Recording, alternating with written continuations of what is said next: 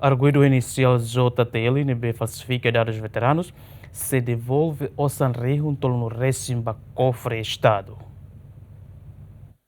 Ministro Assunto Combatente e Libertação Nacional, Gil da Costa Monteiro Ansoro, declara Tribunal Hasayona decisão arguido ho inicial JTL, usi município Inaru, nebe falsifica dados veteranos, atau devolve osan ho montante rihuntol nulo resin ba cofre Estado. Arguido JTL registro ba membro Combatente e Libertação Nacional e hatinang rimurotolo no simo pensão 8 a 14 nian. Arguido condenado, tabela de condenado também decisão tribunal nian site ona, ba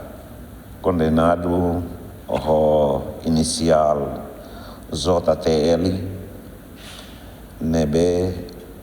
hetan acusação no decisão tribunal nian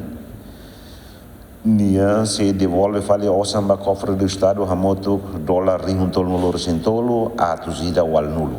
ne decisão tribunal nian makne